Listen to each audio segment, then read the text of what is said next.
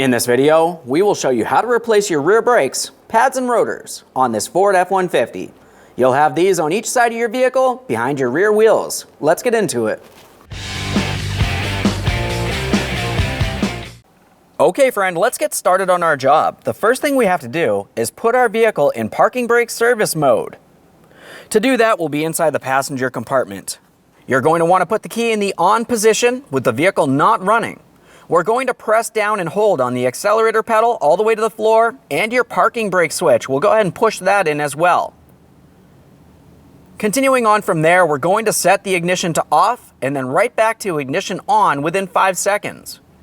Paying attention to the dash, we should find that it says that it's in service mode. Key on. I'm pressing down the accelerator and pressing on my parking brake switch. Now I'm going to go ahead and turn off the power and then right back on again.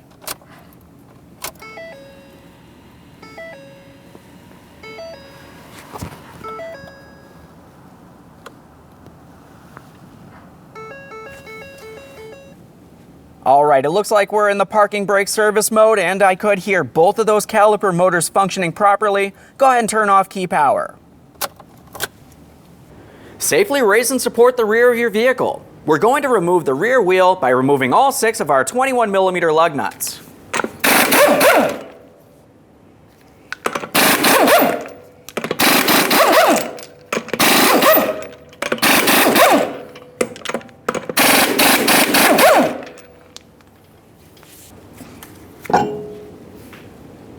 Now that we have the wheel off of there, let's go ahead and pay attention inside of this area here. Typically you can see your caliper piston, your brake pads, and your rotor.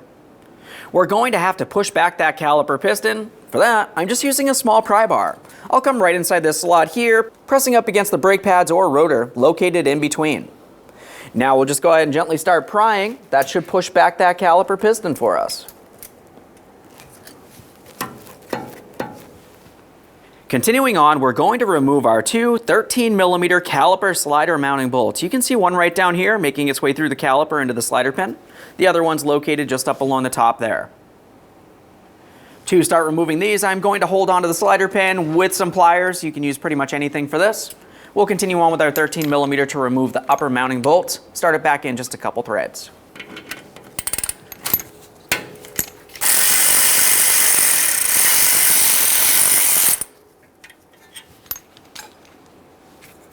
Quick inspection.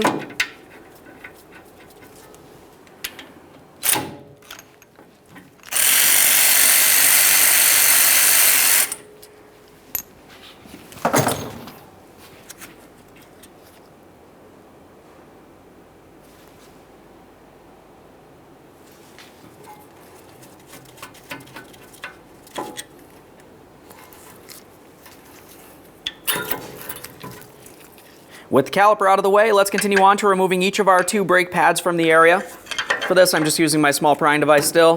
And tap that out of there.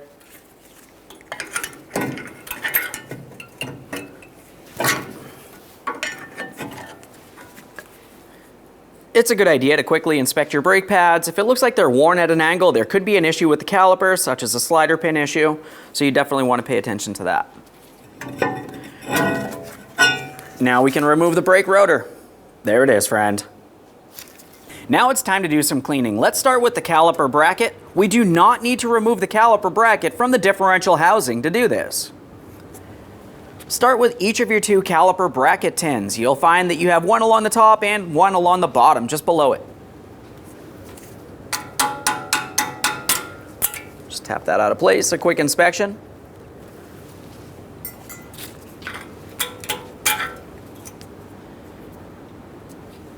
Now let's pause on those areas. We're going to make our way to our slider pins and slider pin boots. Remove the pin from the boot and the boot from the bracket. You can use a small screwdriver, small pick, whatever you might happen to have, to be able to get in between the boot and the slider pin if necessary. We can go ahead and separate this.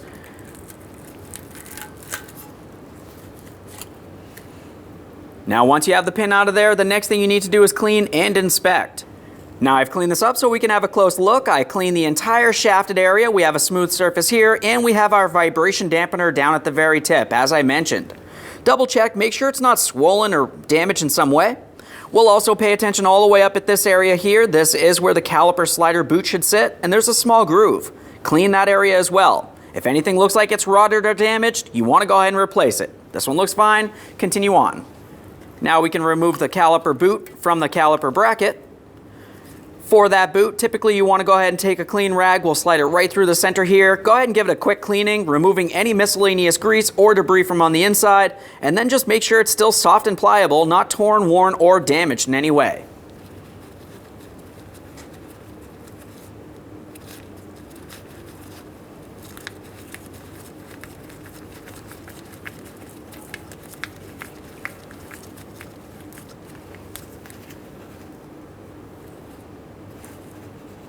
Repeat the process for your other slider pin and mounting boot.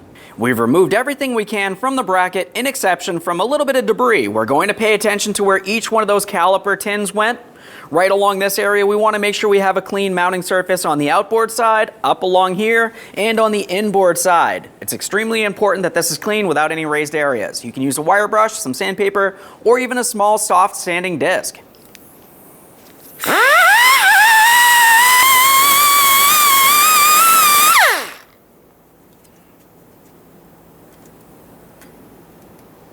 That one's good. Repeat the process for the other one.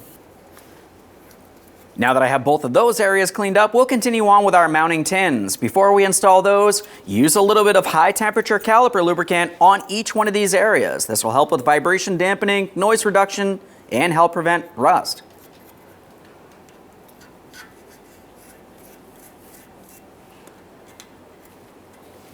Now it's time for our brand new tins here. We want to make sure we have them in the proper orientation. You can see that this hooks out and then back over. We want to make it so we have this groove facing inboard towards where the rotor would be.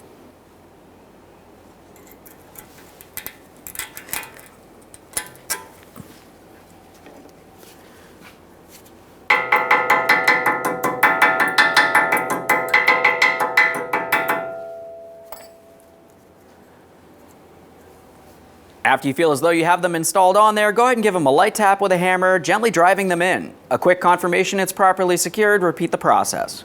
Continuing on, we'll put a collection receptacle under this area. We're going to clean each one of our two caliper slider pin ports.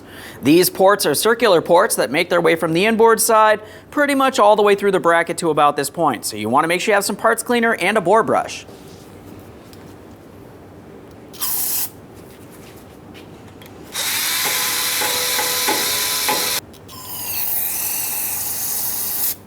A quick rinse. You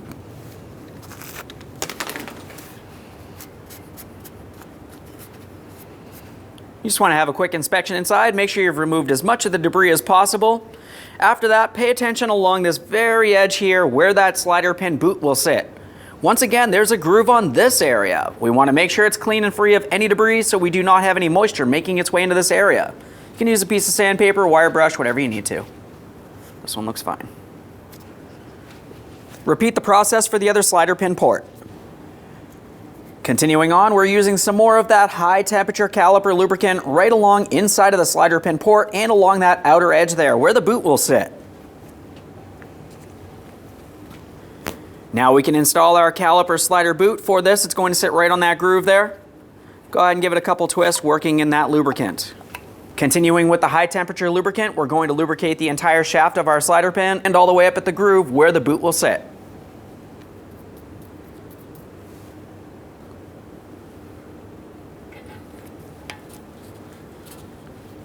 Just work that lubricant in. Repeat the process for your next slider pin. Now moving away from the caliper bracket, let's pay attention to our axle hub mating surface. This is where the brand new rotor will sit. We need to have a clean mating surface. You can use a wire brush, some sandpaper, or even a light sanding disc.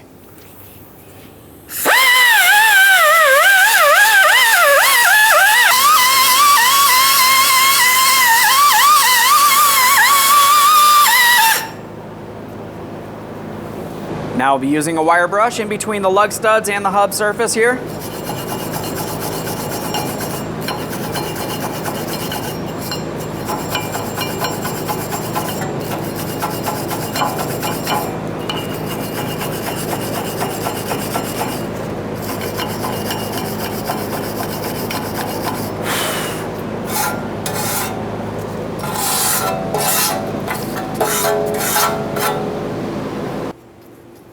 Now that the surface is clean, let's apply some anti-seize.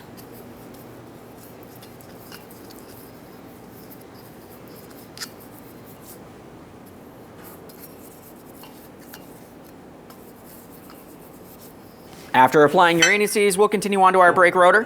Go ahead and get that in position. It should slide right into place. We'll hold it on there using one of our original lug nuts.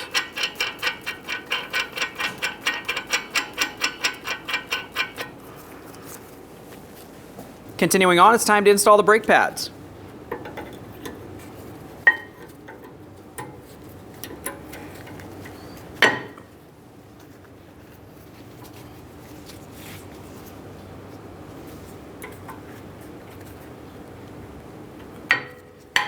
There we are.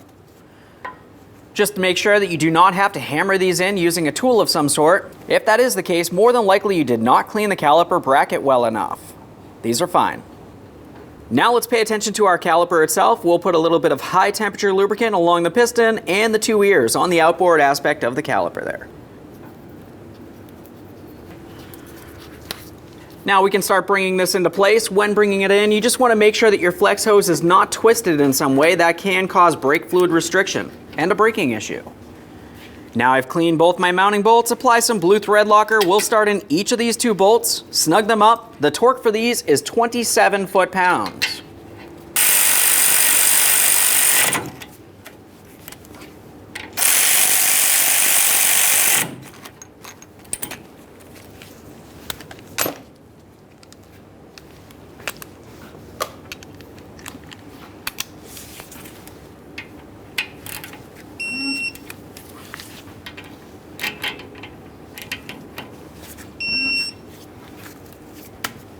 Let's get the lug nut off of here. One last quick inspection in this area, we'll reinstall our wheel.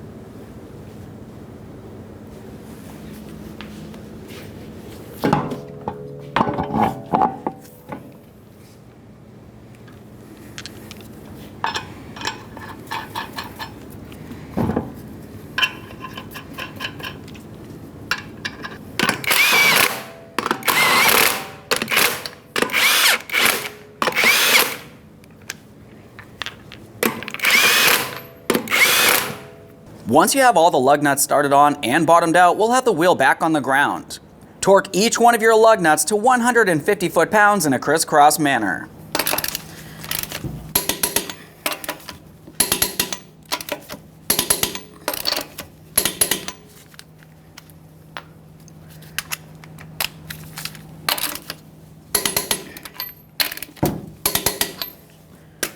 Torqued.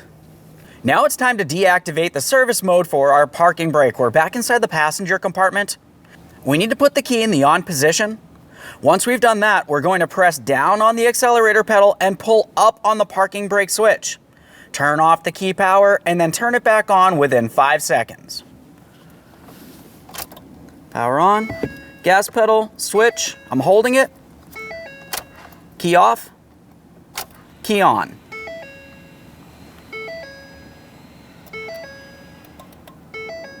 We'll just keep holding that for a second here until we can hear those motors stop functioning along the back. Now we can release that and turn off key power. Okay friend, at this point you just want to make sure you pump up your brake pedal, and we're going to test the functionality of the parking brake by starting up the vehicle, put it in drive, actuate your parking brake, and ensure the vehicle does not move. Aside from that, thanks for watching. When only the best will do, demand TRQ. The only company that lets you view before you do. TRQ is committed to offering the highest quality aftermarket auto parts that are engineered for peace of mind. Thanks for using and viewing with TRQ.